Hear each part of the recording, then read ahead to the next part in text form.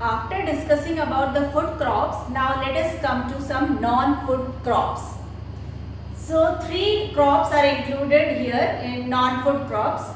One is rubber, one is cotton and one is jute.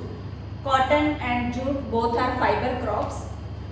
Now first let us see about rubber. Rubber is an equatorial crop, that means which is grown near to the equator.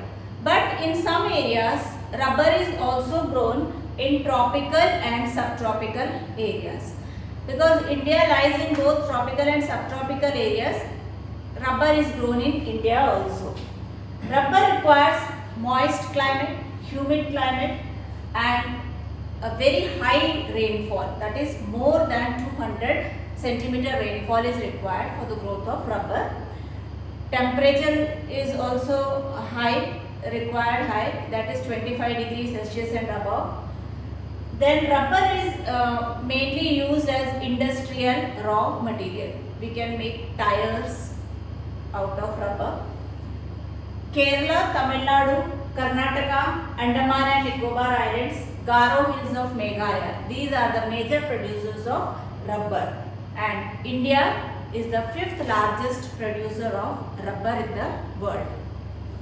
So these are the characteristics of rubber. Now let us come to cotton and jute. Both are fiber crops. Cotton is used as a raw material in the textile industry. India is the 3rd largest producer of cotton, and cotton is grown in black soil, especially in the Deccan Plateau. It also requires high temperature, but the rainfall required is light rainfall but high temperature. One special feature of cotton is it requires 210 frost-free days. We have also seen in tea that they also require frost-free days. Here in cotton also 210 days are required, which should be totally frost-free. And during the time of growth, if there is bright sunshine, the quality of cotton will be good.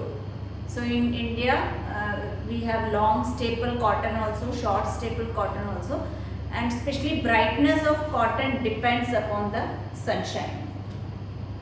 Cotton is a kharif crop which requires almost 6 to 8 months to mature. Maharashtra, Gujarat, Madhya Pradesh, Karnataka, Andhra Pradesh, Tamil Nadu, Punjab, Haryana and Uttar Pradesh are the major producers of cotton. Now let us come to the 3rd fiber crop, that is jute. Jute is also called as golden fiber.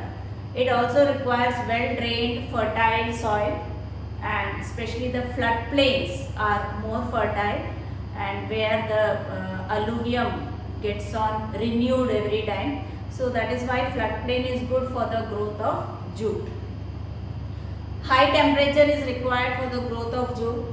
West Bengal, Bihar, Assam, Orissa and Meghalaya are the major producers of jute.